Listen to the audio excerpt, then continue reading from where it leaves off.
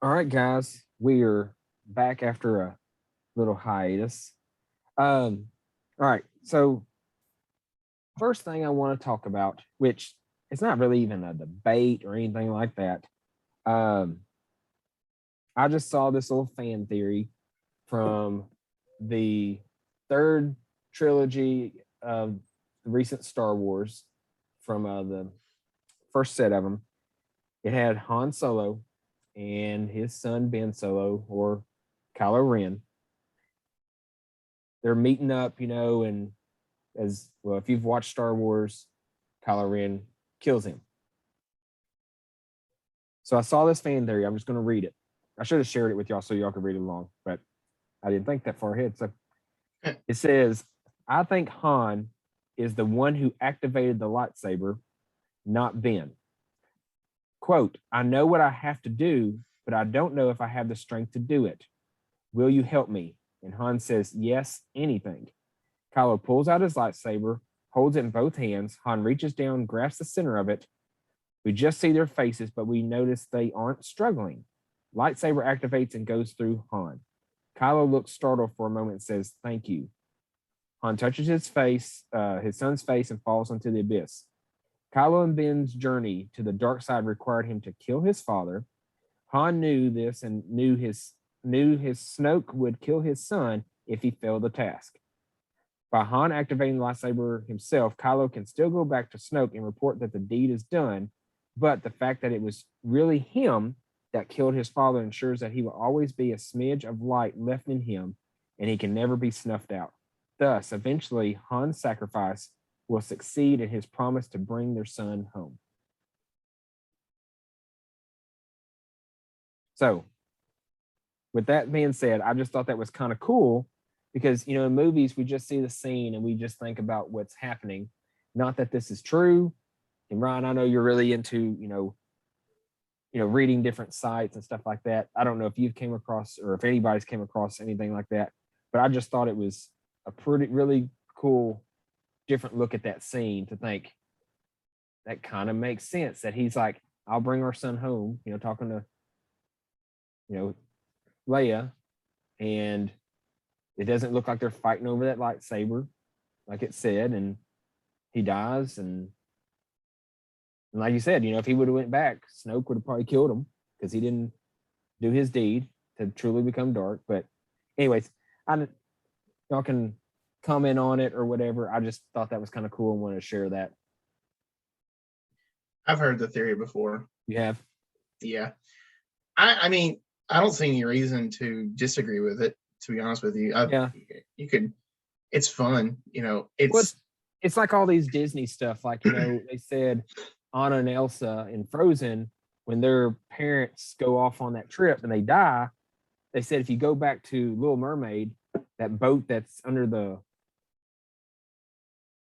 water was actually Anna and Elsa's, and they have those connections in all the Disney movies or something like that. And their parents were the parents that showed up in the beginning of Tarzan. Oh yeah. Which it's like a both kind of thing. Yeah. And so it's just something like that, you think about, or you see, connections that they make in the Marvel movies and stuff. And so anywho, Luke, David, you got anything to say about that? Or I disagree. I mean, I agree with the theory. I mean, that was probably your document. You probably wrote it, knowing you. Me? No. Yeah. No. People are like, oh, okay. No, I didn't even know about the theory until like today. So wink, I looked wink. it. I did. But you do kind of see, like, Ben kind of grip the lightsaber before. Yeah. Like he's struggling. He knows what he has to do, but he doesn't want to do it. But you can just like tell in the eyes of Han, he was like, "Yep, you got to. Otherwise, something else will happen." So, kind of like giving it was okay. Yeah. I'm gonna be fine. I'm gonna be with you. Kind of a ending for Han Solo. Luke, got any feedback? Looking at it from an English teacher perspective, you got a couple of different things happening. You got the archetype of the father-son struggle, where the son has to overthrow the father in order to become basically the father. Yeah. It's kind of an Oedipal thing almost. Then you've also got, so that's the hero's journey, and we're focused on Kylo Ren instead of looking at Han Solo. So everybody's focused on him in that scene, which you're supposed to be. And so we don't really pay attention to what Han's doing. Yeah. We also, like you said, like the theory said, we also don't see their hands. We don't see what's going on because the Just a struggle headshot. is an internal conflict, and it's all written in Kylo Ren's face in that moment. Like that's the struggle is internally with him. Well, and then Now, that other the scene, all of a secondary sudden, conflict. the sun goes dark. That was kind of like a Yeah, thing they all said. of the light and dark imagery. The light disappears at the same moment that he's doing that, indicating that he's gone completely to the dark side. But so there's that, and I would say that probably shows more than anything that that's the only kind of proof, I guess, against this theory, because the light completely disappeared. There was no light left. Whereas if there had been that smidgen of hope left in Kylo Ren, then there's an inkling of light somewhere. Yeah. But no, I think that theory makes complete sense, though. Yeah. I just thought it was, when I read it, And it's one more way that a father protects his son. Yeah. I It's just kind thought of it like was a totally different Harry outlook. Potter. His parents lay down their lives for him. Yeah. And that's what ends up giving him that lasting protection, is that the parent sacrifices for the child, which is a theme throughout lots of literature. And so I think that's Han. He and I was thinking about that too. He watched, surely Luke talked to him about what it was like with Darth Vader whenever he was able to talk him back off that ledge and bring him back from the dark side. So I think he knew it was possible. And so he's going to do whatever he can to try to keep it from happening. And if he can't stop it, he's going to try to reverse it. And then he's also been separate from Leia for years. Yeah. And he feels like he's been out of the family. And so he wants to make up to her in a way too. That's what I think, So, all right, guys. Another small topic. Again, I don't know if y'all have kept up with it, but the Baseball Hall of Fame, this is just a personal thing for me. So they just had the Hall of Fame. And Derek Jeter got nominated. He got 396 of the 397 votes. So far, still, Mariano Rivera has gotten all 100. He got 425 out of 425. Not saying he shouldn't get it, but I was just looking at these things of the top vote getters. Derek Jeter got 396 of 397. King Griffey Jr. got 437 out of 440. Nolan Ryan got 491 out of 497. Cal Ripken Jr. got 537 out of 545. And I'm just thinking, who are these people that don't think that Nolan Ryan, who has more no-hitters than Super Bowl wins for Tom Brady, has the strikeout record? Now I understand you look at Griffey's career. When he went to Cincinnati, he got injury prone, but he still put up those numbers. Like, people consider Russell Wilson a Hall of Fame person based on what he did. Dan Marino is a Hall of Fame person, never won a Super Bowl. Charles Barkley, Hall of Fame person, never won an NBA championship. And there's people that don't even really make it to the playoffs that have Hall of Fame careers. And I just don't understand how somebody like Derek Jeter, Nolan Ryan, King Griffey Jr., how they don't get 100%. It just makes it seem like people are voting personally because King Griffey Jr. said that he was never going to play with the Yankees, and you're a Yankee sports writer or something, and you're like, never voting for him. I could care less. Or Cal Ripken Jr. broke my favorite baseball player's streak record with Lou Gehrig. I'm not voting for him.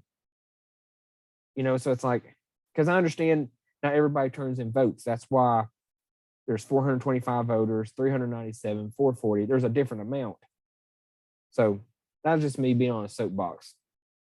Like, Ron, what do you think? Oh, I think absolutely people do that. They vote, they won't look at a person's accomplishments when there's something, like a rivalry in the way. And I don't mean to throw this to football, but that's the big theory behind the Heisman race back when Darren McFadden could have won the Heisman. It's supposedly I'll call him Steve Carell, but supposedly coach didn't want to, after he thrashed South Carolina, didn't want to give him that Heisman vote. I don't know how true that is, but and I heard also that year he was the top vote, or that sophomore year, they're like, well, sophomores don't get it. Well, the very next year, a sophomore did get it, named Tim Tebow. Now, I'm not saying anything against Tim Tebow. He had a great year, but that year they said, well, Troy Smith of Ohio State was the leading guy going into that year, and they're like, well, it's his to lose. So pretty much, if he just has average games, he's the Heisman guy. But then again, it's like Darren McFadden went and did this against Tennessee. He went off on South Carolina, and then he's being dynamic, and he's putting up those numbers and still sharing the backfield with Felix Jones, putting up phenomenal numbers, and Peyton Hillis, and pretty much a one-dimensional offense, and they still can't stop him. Yeah. So, and I understand I don't know. And I say it, I'm partial to Ken Griffey Jr., but I just look at Derek Jeter not getting what he got. And then I was looking at the list and I was like, because I remember them saying that Ken Griffey Jr. had 3 short. And I'm like, who didn't vote for him? And then when they, last year, when they said Mariano Rivera got 100% and the only person to ever get 100%, I was like, are you kidding me? And so I remember looking at this list last year and I was like, Cal Ripken Jr. People miss now just because they're tired. And he, that's why they call him the Iron Man. But then Nolan Ryan, like, you can't say, like, I understand the whole crap that they have against Barry Bonds and Mark McGwire and all them, but I'm like, Nolan Ryan didn't do anything. Like, crap, he punched a guy 8 times in the face. I was going to say, he did do something. He won a fight in the middle of the game and then finished the game. I would have voted him in just because scared he'd fight me. I would, like, if you hit a Nolan Ryan fastball, if you ever hit a home run on him, that thing makes it into the Hall of Fame. Yeah. So I'm with you. I thought, who in the world watches Nolan Ryan play? Like, I was a kid whenever he was playing, but I still knew nobody hits off of him. Like, he's just the most incredible pitcher that we watched as kids.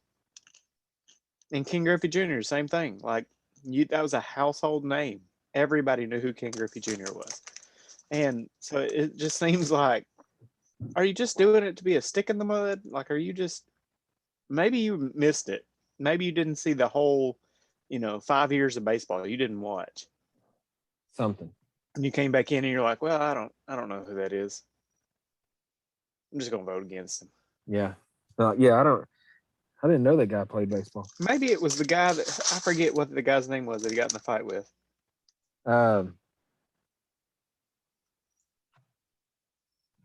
Maybe it was him. Maybe he was the one voting. Probably. Crap. And he was like, no, he punched me in the face. I'm not voting for that guy. I got your fastball right here. I know who it is. Went blank. I do too. I gotta look it up real quick. It's gonna bother me. Was it Ventura? Yep. That's it.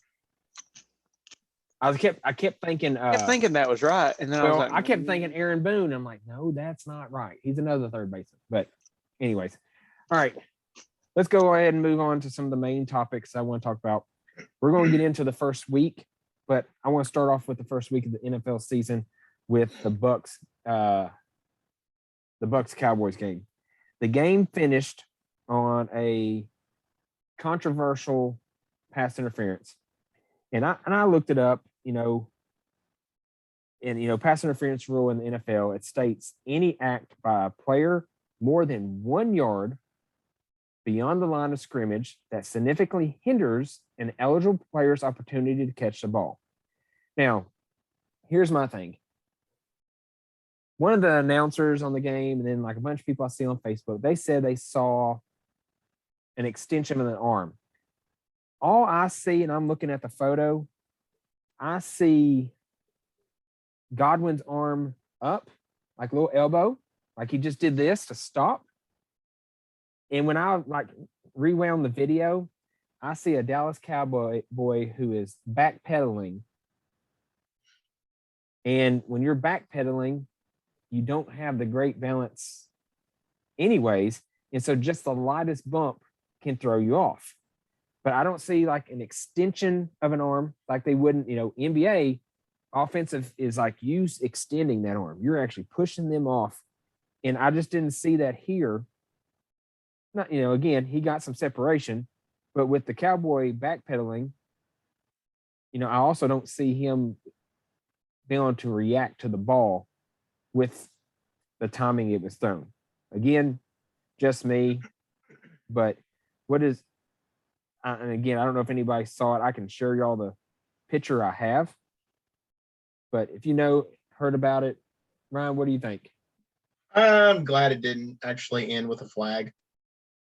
Like, in all honesty, so many times, depending on which side of the fan base you fall on, if you're so many times, you have something like that happen close to the end of the game, and no matter if you win or lose, there's this feeling of, it feels a little bit tainted.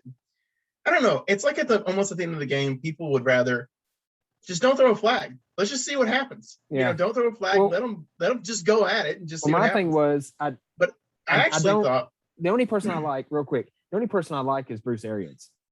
Yeah. In this whole game, I don't like the Bucks, and I don't like the Cowboys. I just don't. So I was hoping they tie, and they both lost.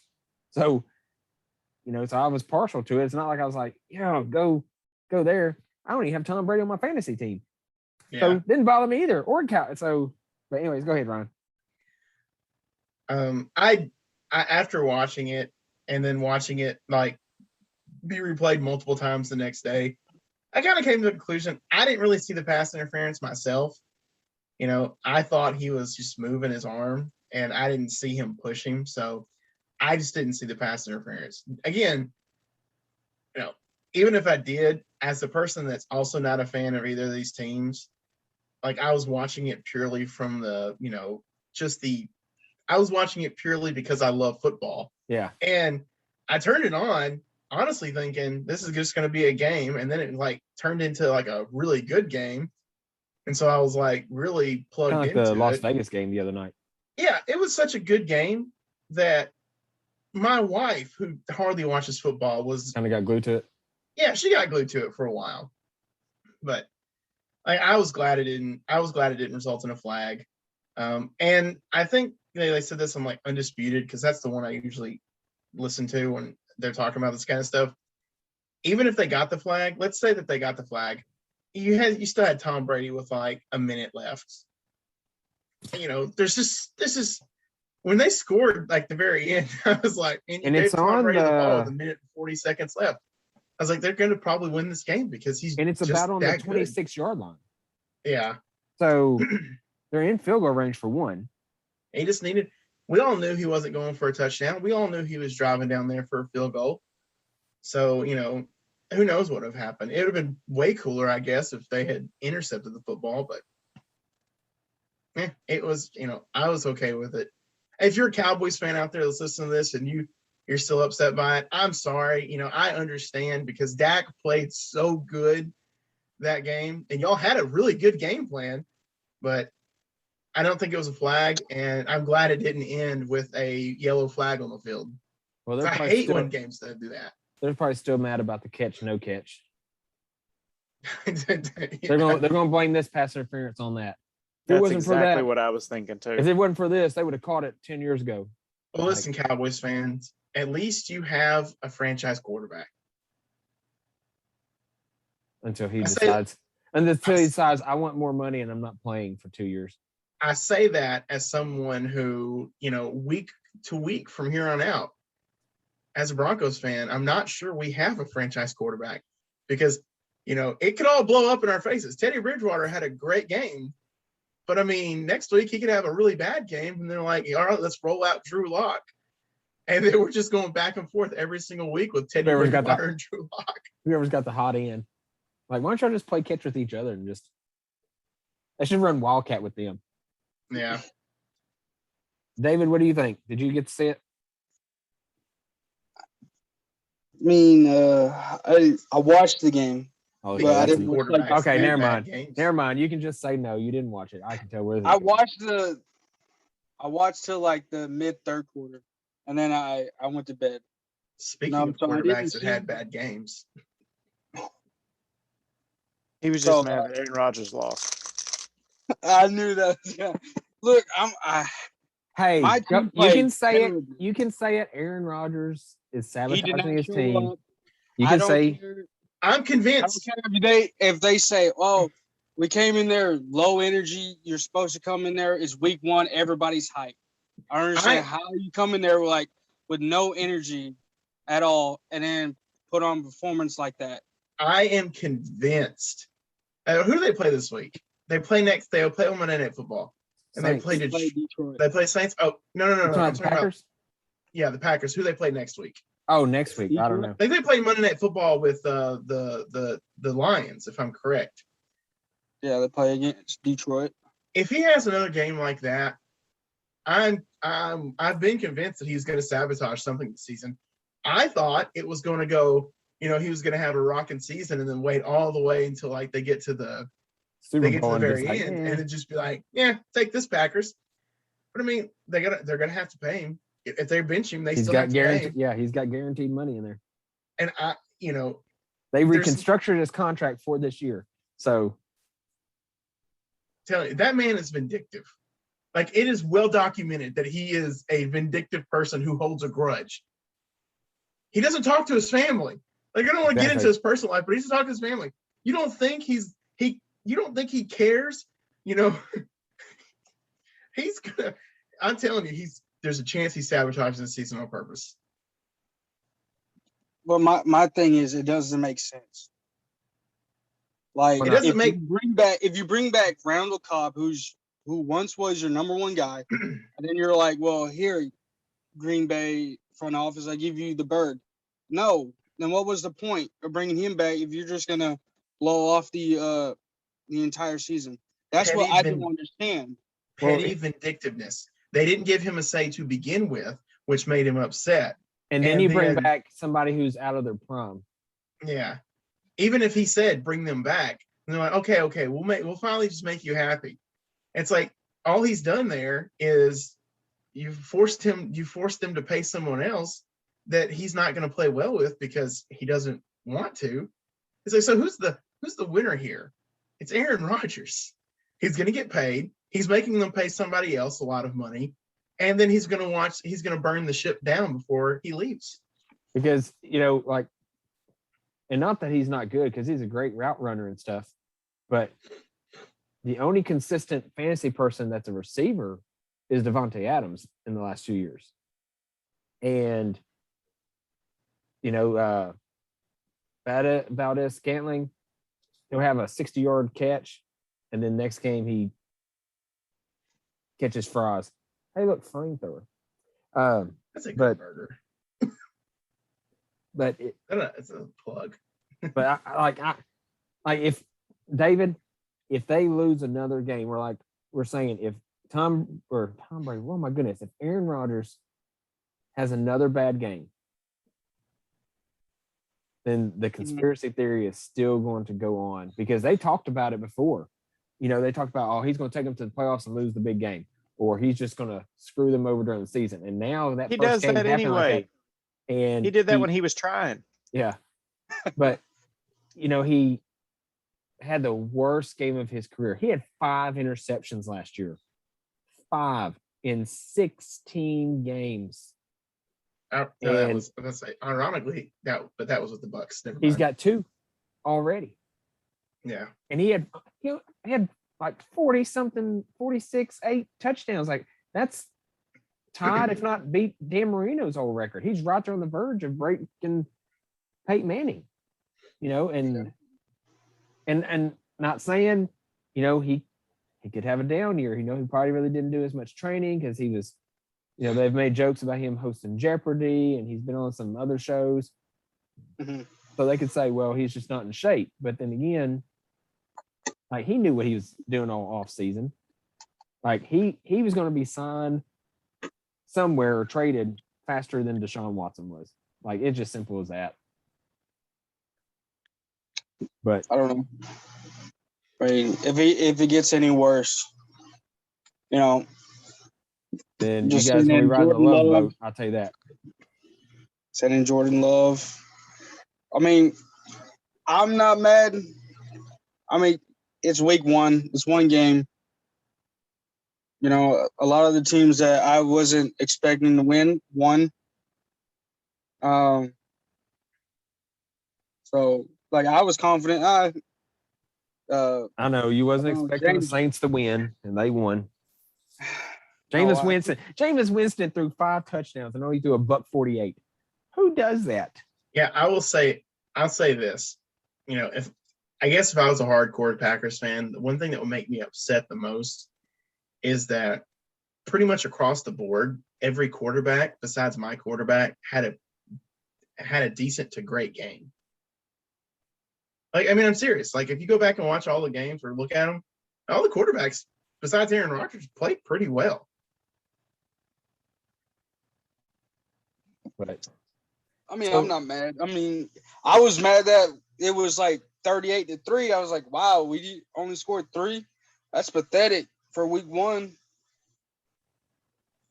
So I mean, that's what upset me is like you would think like you come in there, you're like, okay, we're all ready. You're telling people like this is the hungriest group that I've ever been in, and then you do that week 1, and you're like, wait, something's not adding up here. You're telling people one thing, and then you're showing up to ball games not ready.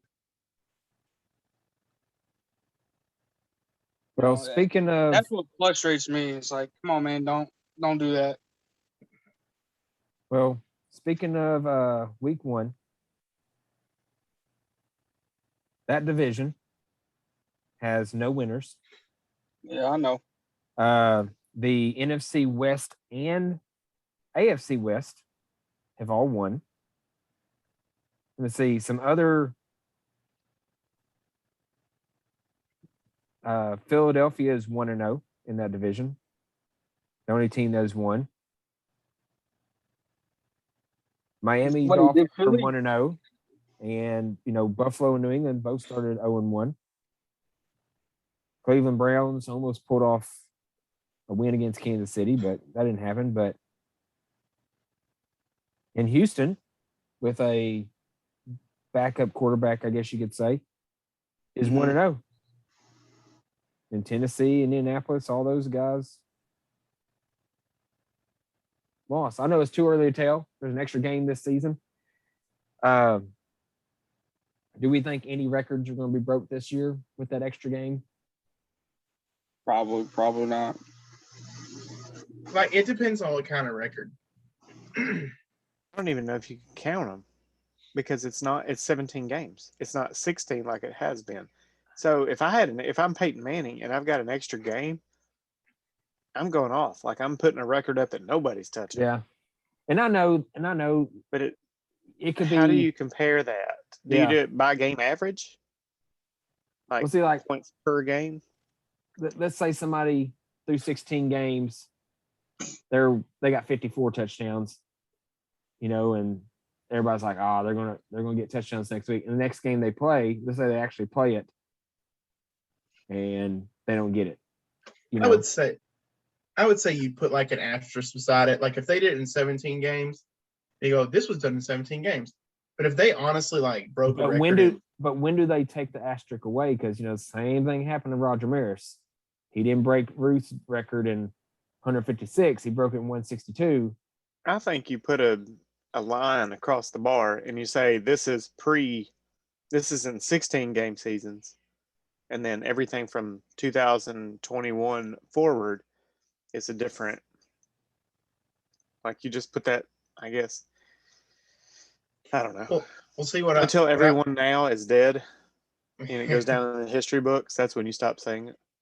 What I was getting at though was like if they do it in like 17 games, that's when you really mention it. But if they were able to do it, like if they were able to do it, like let's say some kind of crazy record was, broken next week, week 2. That's one of those things. It's like, it didn't matter if it was a 17-game season. It matters that they did it in the second game of that season. So I really think it depends on when during that season the record's broken and everything. That's just me personally. Well, so what record did the Dolphins have in 72? I don't Well, know. they went undefeated, right? Well, they were undefeated, but let me look. Didn't they?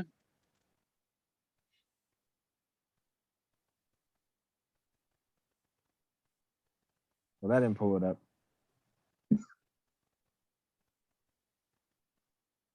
They went 14-0. Yeah, they went undefeated.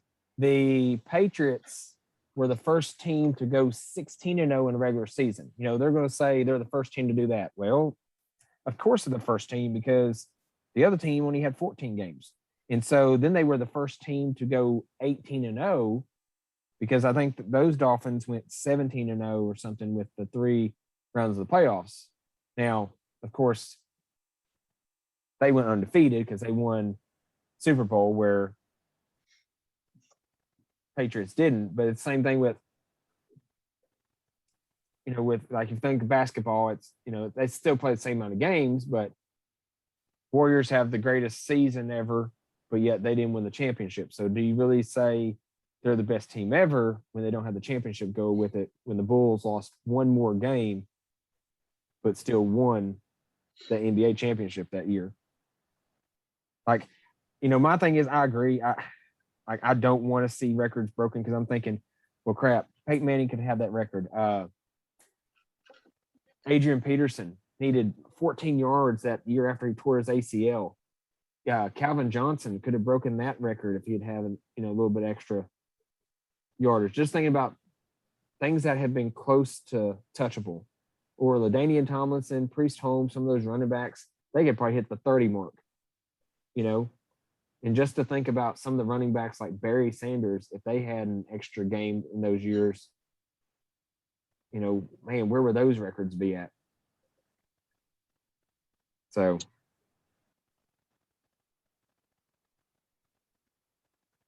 I know it's a little bit off topic, but since we're talking about football, can I ask you a question? I don't know, you just did. Well, hold on. How does college rank work? What? The college football ranks. How do they work? There's how is Alabama number 1 at, this and that? It's voted on. It's voted all right, on. So when you see the poll, do you see like little parentheses with a number next to the team? Uh-huh. So that's like how many people voted that team number 1. Like you might have like the number 5 team get 1 vote, and then like even when you see the top 25 and then you see like a list of teams below it, and it says others receiving votes, there's even people that vote. So like, let's say Tennessee is 2-0, but they're not in the top 25. But if you look down there, they've received 25 votes or something because people have voted them. And that's how they vote on who gets the rankings and stuff. But then it depends on the poll. There's an AP poll, there's a coaches poll, then it ends up being the BCS poll. And a lot of it is, it's like, it's an eye test of like, how good is this team? And sometimes it's also like is this team, kind of making all of America happy right now? And I'm going to use this case in point. I love the fact that Arkansas is ranked in the ranked again. But that being said, there is a team out there that might be more deserving of a ranking, and that's Kentucky, because they have played well for 2 weeks in a row. Arkansas played Rice. It wasn't that great. You could make up a lot of excuses. And then they stomped Texas But Kentucky played consistent twice, and they've played really good football. Yeah. And they beat a pretty good. Well, I don't know if it's a pretty good this year, but last year they were a pretty good first year under a new head coach Missouri team, and they've shown how they've improved. Since last year, their offense is clicking. Their defense is doing pretty well. So, and the fact that after they beat Missouri, they're not at least in the rankings. I don't think that's right. I think they should be in the rankings. And if that meant honestly, I'm one of those type of people because I'm also, I like rankings, but they don't necessarily matter until about over midway through the year. 8 But games if Arkansas hadn't been ranked this week, I would have been like, that's fine. You still need to prove yourself against Texas A&M and Georgia Southern coming up. And if Kentucky had been in, I'd gone that makes a lot of sense because they're good. I mean, they're showing they're good. And David, to add on to what Ryan's saying, here's another way how the rankings go. So let's say Arkansas wins out. Okay. Now that they're going against the Georgias, Alabamas, there's some tough games coming up. But let's say Texas, who was ranked 15th, doesn't win another game. These BCS people look at that and they go, well, you beat a 1 and did they win their first game? They won the first game. So you beat a 1-10 team, 41 to whatever. So that really wasn't a good win. At the time, it looks great on paper, but now it doesn't. Let's say Alabama and Georgia lose to Arkansas and they lose out. Number 1 team, number 2 team. We beat them at that time at Georgia, wherever the Bama game's at. But if they lose out, then people are going to think, well, is Arkansas good? Yeah. But then again, Alabama and Georgia fell off the map. So now Arkansas doesn't make it to the college playoffs because their quality wins. That's how they look at the March Madness stuff too. When they're trying to determine seedings and stuff, like they'll look at Tennessee and be like, oh, they beat number 1 Kentucky, they beat number 2 Arkansas, they beat and then they're going to look and be like, you lost to Florida Atlantic at home. You lost, and that's where they decide, do you get to go and what seeding do you get in the March Madness? And that's how they're going to look here. Now, let's say they play Georgia Southern. Let's say Arkansas beats them 50-0, okay? Let's say Georgia Southern wins every single one of their games, and let's say they play Georgia and shock Georgia and beat Georgia at home. Their one loss is to Arkansas, and now they're in the top 25. That makes Arkansas's prestige look like, okay, they're the deal now. That's how it goes, And if you do so good, give you another example. Back in 2003, LSU and Oklahoma played for the national championship when Jason White was the Heisman Trophy winner. Oklahoma got beat by Kansas State in the Big 12 championship, 35-3, if I'm not mistaken. But they were so high ranked in the BCS poll, 35-3 only dropped them to number 2, and LSU went from 2 to 1. And everybody was like, well, they lost. Yeah, but then again, they beat everybody by 70 points all year long. But then they went and got dominated by a Nick Saban coached LSU Tigers, who their cornerbacks like to bump and run. You can't throw on them. So that's how everything is figured up, especially when it gets closer, like to Ron saying, to the BCS standings and stuff. I actually had a thought like that this week. After this last week of games, because it was about Alabama. Because Alabama, their first week, they, everyone's I know sitting there thinking it's going to be another Alabama championship year after what they do to Miami. But then, Alabama goes and plays Mercer. It's a cupcake game. We all know Alabama was going to. But then what happened to Miami? Miami barely scrapes by Appalachian State, and I'm sitting there going, okay, I don't know about any other SEC team except Georgia. As of right now, it probably looks like Georgia is the second best team in the SEC. And I'm sitting there going, when they get to Georgia, because I think they play this year, a regular season game, when they get to Georgia, is it going to be, is Alabama as good as we thought? because I mean, at least we could say for right now, Georgia seems to be pretty proven because, Well, and I've heard the other side of this. Everybody has talked about all off season about the quarterback from Clemson and the quarterback from Georgia. And then you go to that game and it's a 10-3 game Georgia. So then people are like, so are the defenses that good or the quarterback's overhyped? So there's another way you can look at it too, depending on, just like if, let's say Arkansas wins 41-40. Everybody can say Arkansas won, but then you go, but our defense gave up 40 points. Yeah. It was like the Arkansas State Memphis game. It was 50-55. So you're like, okay, are these offenses really that high powered, or are the defenses just terrible? Yeah. Well, I even noticed, and I think it was the year Alabama won a championship. Like you can just close your eyes and point your finger, you'll pick a year there. But Alabama played somebody and they hung 50 or 60 up on them, but they gave up 30. And everybody's like, that offense is clicking. That's unusual. And that was kind of when Nick Saban's offense was kind of scoring more, throwing the ball more. But then they're like, yeah, but we need to be worried about Nick Saban's defense. Like it just got 30 put up by this random team. And that's some things you got to think about, or fitness. Look at going back to NFL. My 49ers put up 41. They were up 41-27 or 17 at one point and won 41-33. Mainly because they couldn't close the game. But that defense was great for like 3.5 quarters. And then it makes me think, well, crap, maybe my defense isn't that good. I'm going to make a prediction. I'm not going to talk about my defense. We struggle every year on defense. I don't even think your defense was there at the game. 5 touchdowns to Jameis Winston. They just put in the practice squad. He sits there and I'm does pretty game sure signs it's high. and sits there and eats his fingers. Like, come on. He steals crab. Like, I'm pretty sure it's still a high school philosophy where they're like, all right, offense, you're playing both ways. So they just send the offense back out there to play defense. Maybe Aaron Rodgers was out there on defense. I'm going to make a bold prediction. It is a bold prediction. That's a bold but it's move, also Kyle. not that bold either.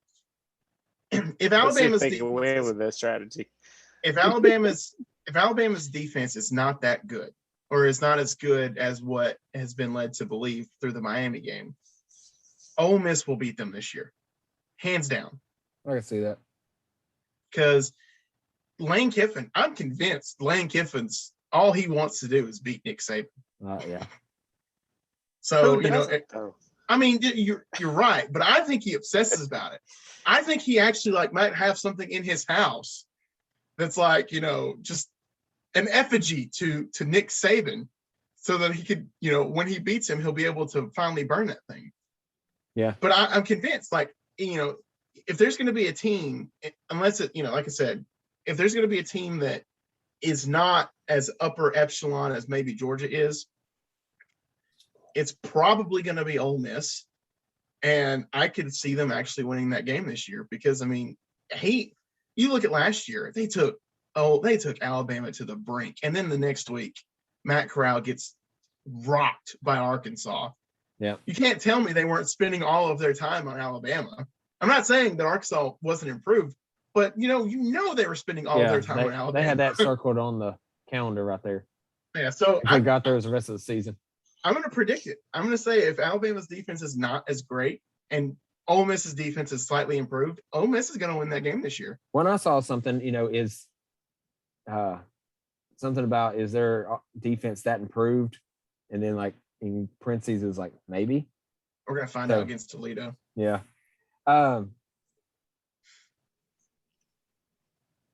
Yeah, I'm kind of ready to see that. Keeping in the NFL, I saw a Facebook post a while back.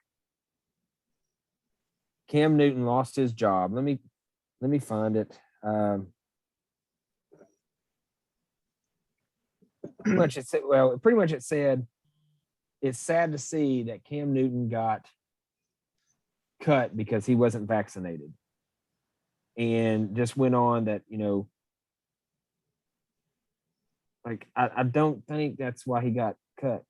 No, not at all. They want Mac Jones. Cam Newton was not that good. The best game he had was that game against Seattle, and I feel like he gave it his all to try to beat Seattle last year, and it didn't work out. And then he was just he was just spent. You know, he's injury prone. He was a running quarterback. Like, I feel kind of like people talking about Tom Brady's going to hit the cliff. I feel like that's what's going to happen with Lamar Jackson. Lamar Jackson's going to get rocked and get a concussion. He's going to turn into another Michael Vick, another Steve Young. The careers are going to be shortened because he's running quarterback, and people are going to think, I want to lay him out. You know? And I just think that's what's happened. He just run its course, and they went for Mac Jones. He had a pretty decent preseason. Keep Brian Hoyer as your backup again. Have that 2 quarterback. You know, they don't even have 3 quarterbacks. They always have 2. So what are y'all takes on it? It wasn't because of that. Like, I could see it being because of that. And after listening to some things, you know, Bill Belichick doesn't like a distraction. He doesn't like it when people, you know, he doesn't like anything like that. So if it was going to be a case of, look, man, you've already been in the protocols like 4 or 5 times now for whatever reason, I could see him honestly, you know, cutting him for that reason. But it's not because of that. I think Cam Newton's actually come out and said that it wasn't because of that. And he said, and he actually, I think he might have said that you know, he knew he was going to be a distraction for that team, and that's why they cut him and everything. There's also that rumor that was going around that he didn't know the playbook, and that Mac Jones was teaching him the playbook. So, you know, I think what it comes down to is exactly what it is. It's like, we have what looks like a surefire thing with Mac Jones. Let's not wait around to pull the trigger like we did with Tom Brady. And, you know, and I think he's proved himself for the most part. You know, he had a good game against Miami. And from my understanding, I didn't watch the game, but from my understanding, really what lost him that game was other people making mistakes. So, yeah, you know, but I don't think it's because of vaccination at all. Because like I said, Bill Belichick has said it's not because of that, and I'm pretty sure Cam Newton has also said it's not because of that. I'm pretty sure it's just because of his lack of a performance. I mean, he's been in the NFL for what, 7 or 8 years now? Yeah. Yeah. And I would like to say that he's getting old, but I mean, Tom Brady's still playing too. So, and I'm pretty sure Tom Brady was around for the first Super Bowl. Well, there's people that show that he's been in longer than they've been alive or something I saw. Or yeah. And then talking about he's playing against some of their kids and stuff. So it makes you feel like that a makes teacher perfect kind of thing. sense. Yeah. As a teacher, I've taught students who now I'm seeing their kids coming up. But yeah, I think Cam Newton is he's kind of old news. Like he was a great, you know, Heisman Trophy winner coming out of college and all that kind of stuff. And there was great promise, but it all went unfulfilled. He made it to the Super Bowl, one time? Yeah. I think that's what. And lost, like convincingly lost. I think that's what it set him on a different path. In all honesty, that Super Bowl changed him. Well, yeah, and he was like injury prone that next year. Had the shoulder surgery or shoulder injuries and stuff, and he's just not reliable. He's not going to get the job done all the time. Like sometimes he does, yes, but they got to look for other options. You can't stay mediocre and make your fan base happy, and that's really what the NFL is that it's just fan base. So you want to try to do the best for your fans, and he's just not the best anymore. David, you got anything? Nope. Great, David. Thanks for the comment on that. All right. Go ahead and move to one more topic, and we'll catch some other ones on another podcast. So I posed this question to y'all. There's no right or wrong, just one everybody's opinion. Which sport, and mainly, you know, basketball, football, and baseball, which sport is the easiest to win? Now, I guess you could go even further with saying as a season-wise, maybe not per game, just meaning like for a season to win a championship, to repeat, however you want to look at it. Like you can talk on a game-to-game game basis for the season. Luke, what do you think? I think for me, it's got to be cornhole. No, not out of those three. Um, Do like some cornhole though. I would say the easiest to win the championship is probably either baseball or basketball, because you have so many chances to get on a roll, or to, you know what I mean? Like football, you got what, 17 games now, 16 games now? So you're And saying because the longevity of 162 and an 82 because game you've got season. so many chances. Like I understand, like the stamina's got to be there, but you can go on a 10 or 20 game losing streak and still have a chance. If you Well, lose 10 games in the NFL, you out. So I think that you get, yeah, you don't want to do that, but you still have a chance. And then once you make it to the playoffs, you've got all those games to play to also get there. And I know that kind of works against them too, but that's my thought, is that it's got to be a season with more games because you've got so many chances to really dominate. well, I'm gonna, since you said something about baseball, technically the Seattle Mariners and the 06 Chicago Cubs have the most wins in baseball. They both hit 116 wins out of 182 games. Now, well, 182 games for the Mariners, 152 games for the Cubs. So since it was an extra 10 games, the Mariners only won 72% of the games. That seems great. 76% for the Chicago Cubs. Now, again, that's winning 116 games. If they win 100 games, that's pretty good. Okay. Most teams, especially the good ones, win between upper 80s, low 90s, especially the playoff teams, but if you're still winning 90 games, you're only winning like, I think I figured up 55, 56% of your games, because 81 is half of them. So that's like, you're just better than half. 56% is an F in school. But what you're saying, that's still being a good team. And I do think that baseball, like you're saying, I get that. That was a good point about, having the extra games, pushing that run. They're talking about it right now about the wild card run with the Mariners and a couple of teams. But there's so many things involved, and I understand other sports have it too. But you've got to have a complete set in the field, good relieving, good starting, good closer. You got to have all those characteristics and know how to use them and when to use them, because these 9 players on this field don't play every single night. They do a rotation and stuff. Now, back in the day, pretty much everybody would play. The 5 starters for a basketball team will all play, and that's primarily who your starters are going to be. But you see different rotations, even in the playoffs and the World Series. It's not the same starting 9 all the time.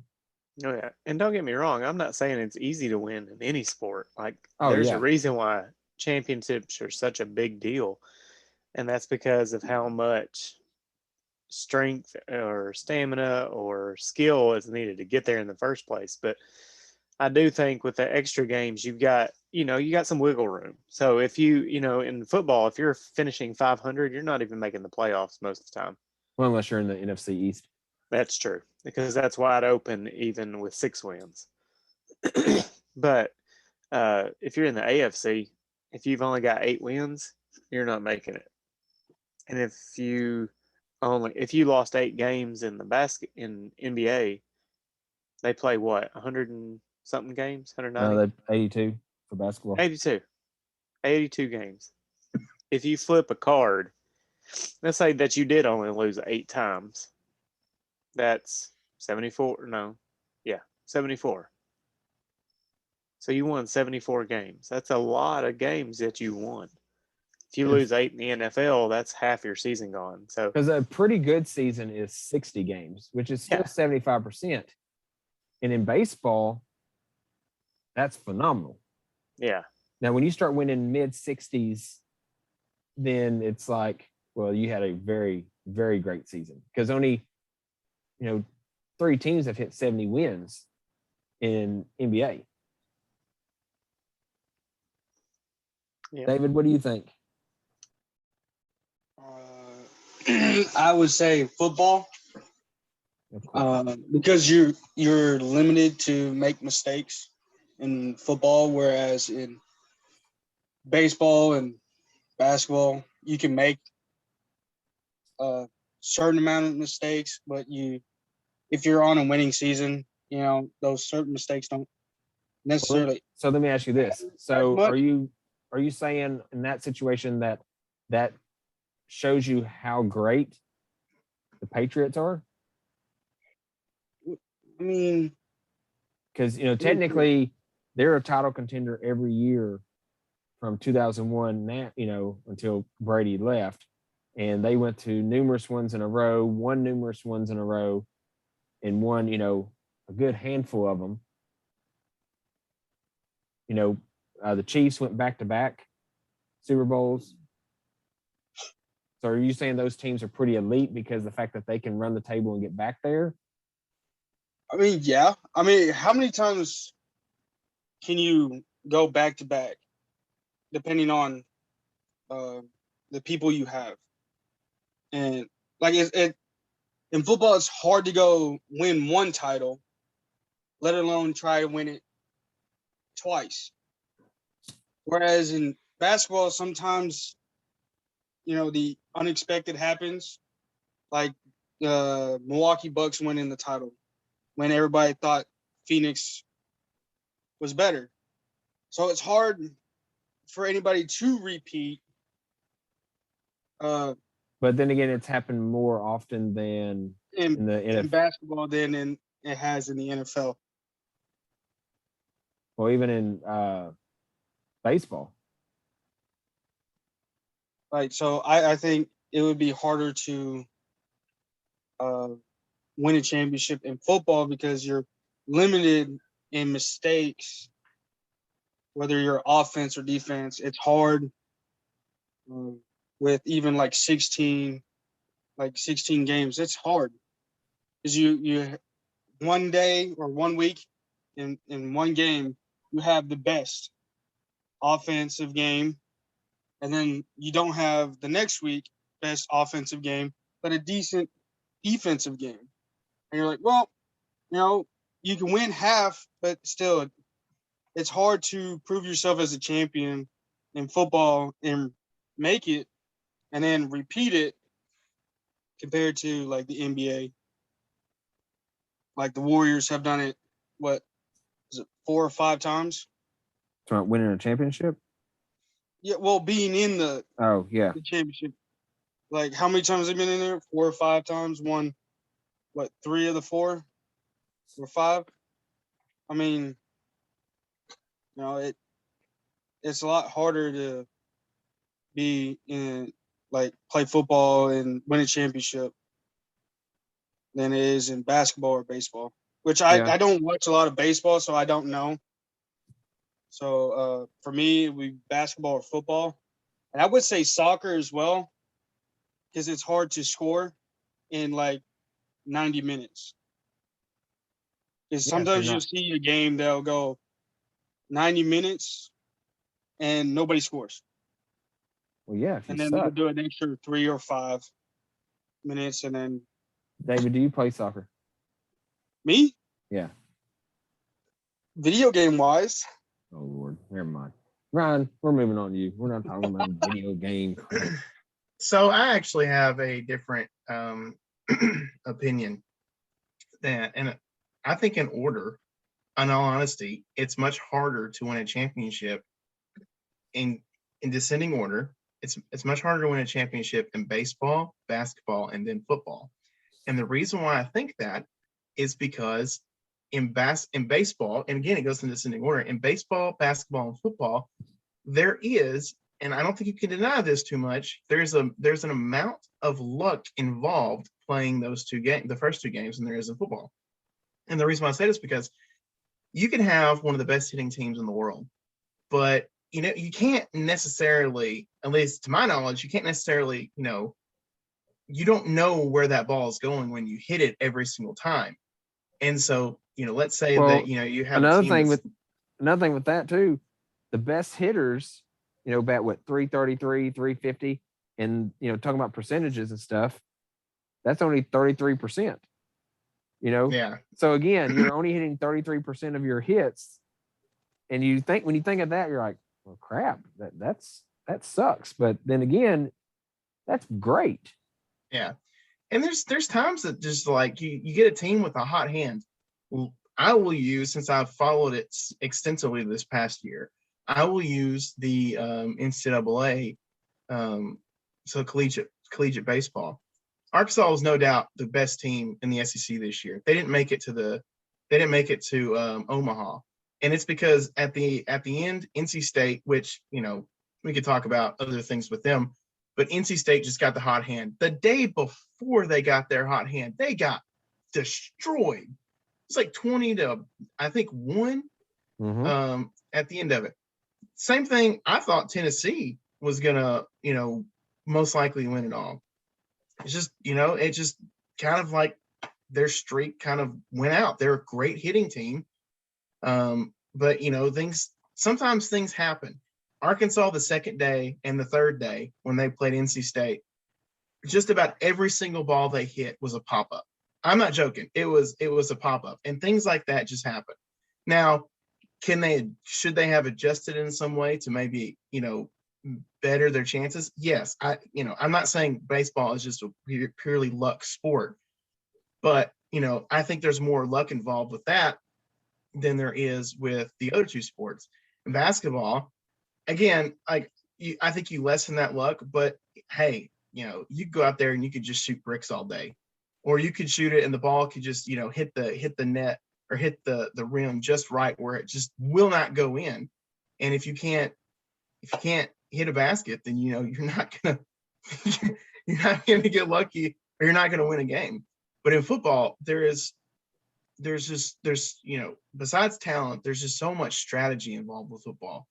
And if you put your guys in the right position and with their talent, they're gonna, your chances of winning just go up drastically. And so that's why I think it's baseball. In the descending order, it's baseball's the hardest one to win, basketball comes second, and then football comes third. And I also do think it comes down to the fact that those other two sports, basketball and baseball, have more games to win, because you're also banking on how your guys are going to be doing, because you don't get just like a night off after you win or lose a game, especially in like baseball. And you also don't have a whole week to prepare. Yeah. And then so you're playing a game, and then you're going to another city. You're going, you could be going across country. And so these guys are getting tired. So, it just kind of comes down to that. But in football, you have a game, and you have so much time to prepare for that game, and you have time to prepare your strategy for that game. Now, that all being said, this is something I've been thinking about too. While I said I think it's harder to win in baseball, basketball, and football, I think you reverse that and to say, like, what's the harder sport to play? I think then it goes football, basketball, and then baseball.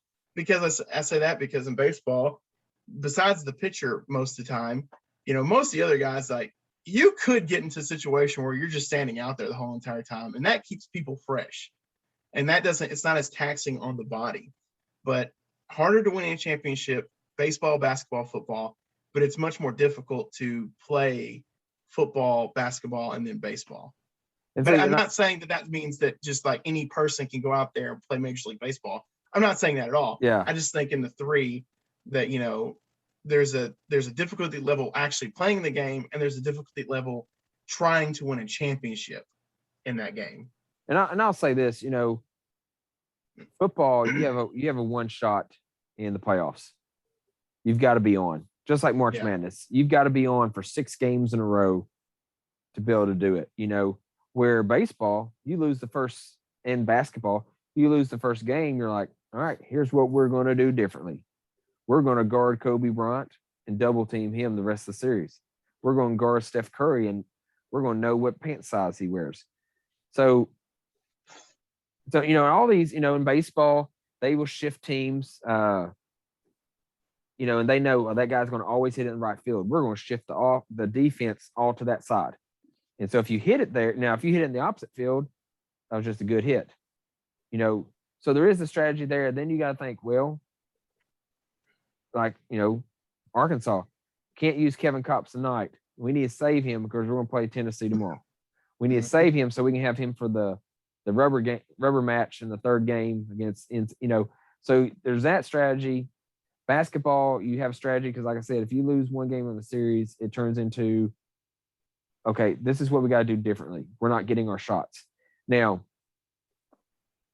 like baseball, yeah, if you have a great hitting team that just hits home runs, if you get to a game and you can't hit those home runs, you're shot. Just like a team that only shoots 3-pointers, the famous quote, live by the 3, die by the 3.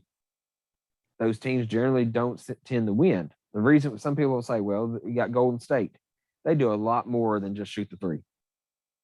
Like they do a lot of mid-range stuff that people just don't notice.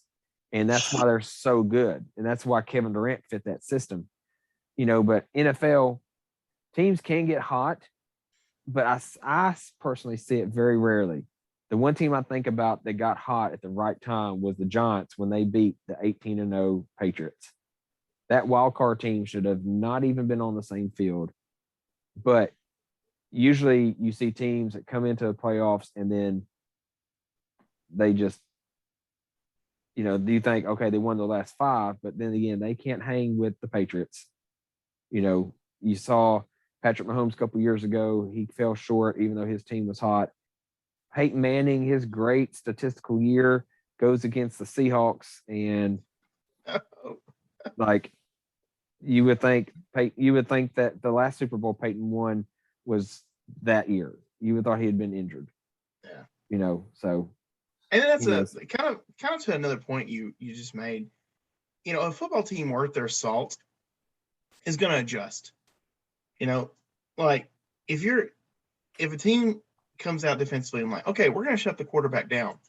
What are they going to do? What's a good team going to do? Well, they're going to start. They're going to adjust how they pass the ball, or they're going to adjust how they play offense. Period. So you have just so many factors and how you can win a football game. And it can help you, it can help you a lot. If you're able to adjust, then, your chances of winning either go up or, remain the same where they were at before if you were projected to win. So if you can't pass the ball, okay, let's try to rely on the run. And in football, it just is how it works. If you rely on the run enough, it's going to wind up opening up a passing lane. If you have a halfway decent kicker, maybe you can't get to the end zone, but you have a kicker that can actually boot one, then that's the case. Or if you're the Broncos when they won their Super Bowl, what happened? Why did they win their Super Bowl? It wasn't because of Peyton Manning they won the Super Bowl. It was because of their defense.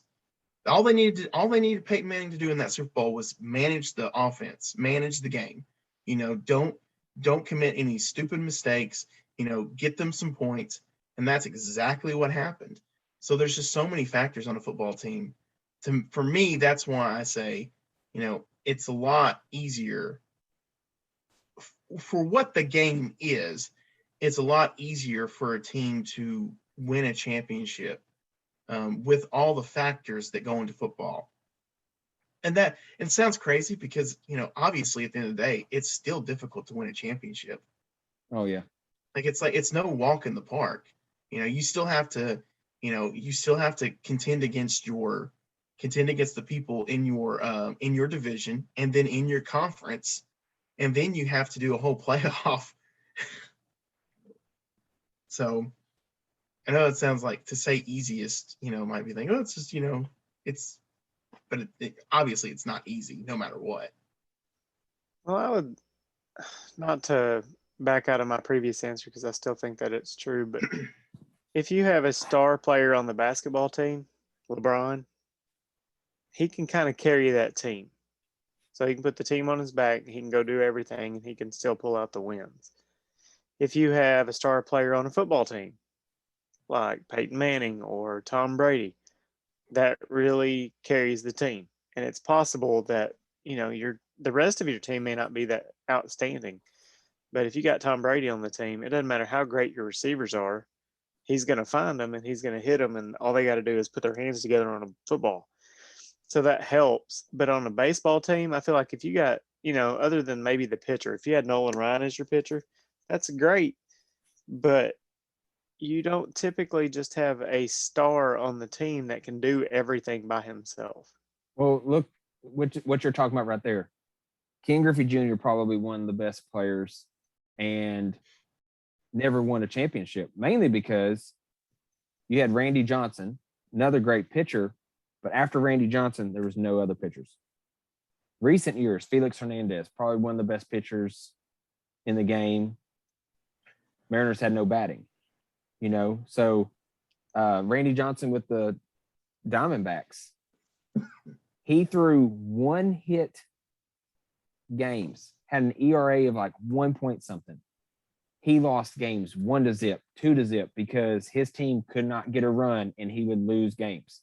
Going back to Felix Hernandez, he came in second or third in the Cy Young Award, and CC Sabathia won it for the Yankees. CC Sabathia is a great pitcher, but Felix Hernandez had more strikeouts to walk ratio, lower ERA, had him beating all these things. But the thing was, CC Sabathia is 18-3 record. Felix Hernandez is 10-11 because he's on a crappy team and his team doesn't give him any run support. So just like you're saying, Luke, it's like baseball. If you take Peyton Manning, carry it. If you got Albert Pujols who gets up and hits a home run every time he gets at bat, that's still 1 out of 9 batters. Yeah. So if the rest of the team doesn't hit and it's just on him, they're getting a run maybe every third inning. Yeah. And I can see that too because 3-0. If LeBron James gets hurt, that's all your points. Or if Charles Barkley gets hurt, there goes your rebounds, or Shaq gets hurt, there goes your blocks. So now a whole dimension changes. You don't have somebody that can block. You don't have this. If you see people, they're like, nah, I think I'm going to go to the Jets. I'm Decker. I'm going to go to the Jets. I'm not going to play with the Broncos anymore. Well, you don't even get heard about anymore. Julius Thomas with the Broncos is like, well, I'm a big time tight end. I'm going to go sign a big contract with the Jaguars. Okay, well, we haven't heard of you anymore. Because Peyton Manning, Brett Favre, those kind of guys turn people into fantasy studs because of how they use them. And it's like Emmanuel Sanders. He used to be, he was kind of an undercard who turned, and Devontae Adams the same way. Somebody else had to step out of the way, but it was the quarterback. If it wasn't for Aaron Rodgers, Devontae Adams wouldn't have been as big as he is. I mean, he would be now probably, but and until he could survive on his own, it took a star position player to get him there. Yeah. All right, guys. I think we were going to call it a night on that one. Any last words, David, about anything? Nah, I don't got nothing. Of course you don't. You're probably going to go to bed, aren't you? Maybe. Yeah, that's the yes. Okay, that's all you had to say. Brian, any last words? Closing arguments? I don't have any closing arguments. Oh, okay. Let's think. Trying to think of anything I could say. I have a discussion for the next time. Okay. Something that I could bring it up now and just have people think about it. All right, what's that?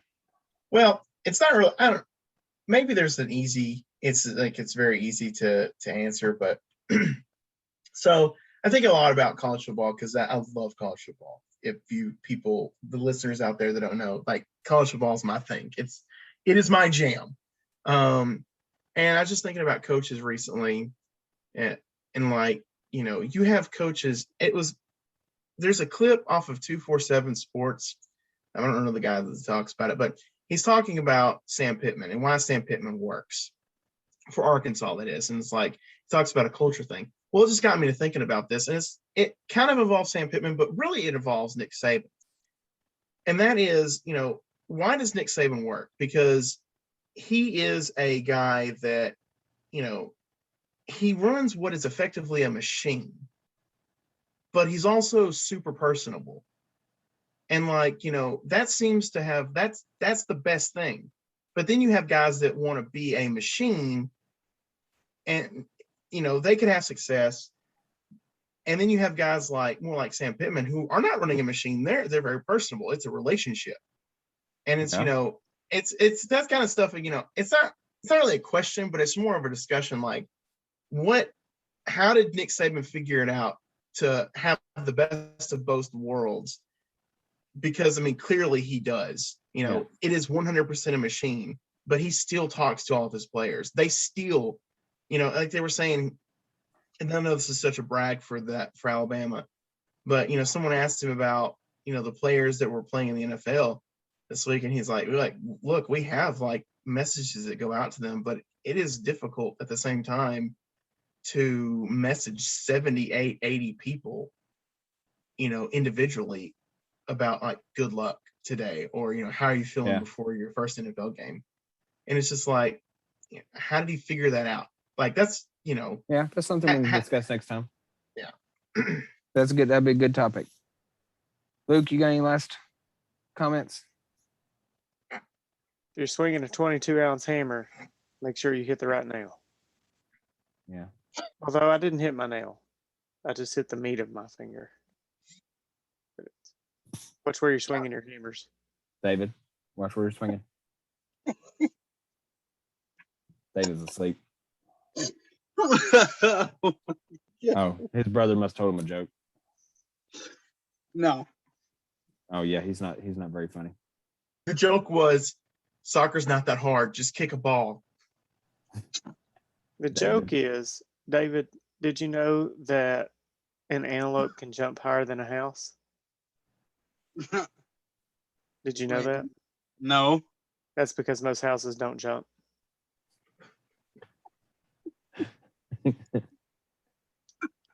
Anytime there's a joke like that and someone can bring it off into a serious way like that, Luke has you're deadpan enough to be like, did you know an antelope can jump higher than the house?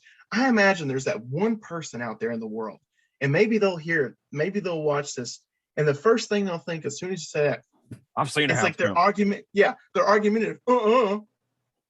There's no way. And it's come on, the guy, just think about what he just said.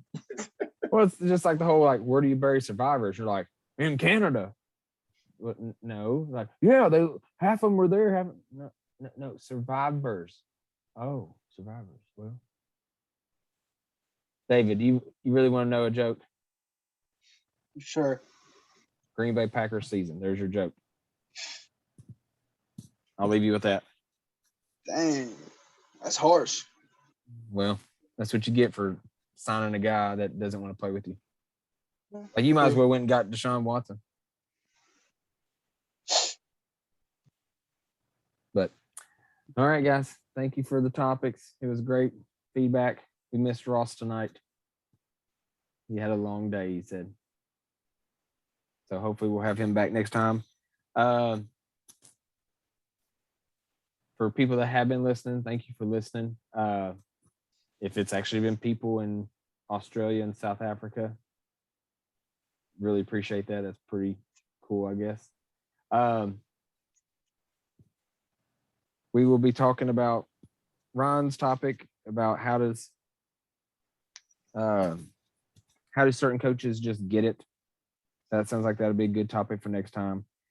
Also, probably going to talk more about into Marvel, what Marvel's been working on, some more into football since football season's going on. So be looking forward to that. All right. Thanks for listening.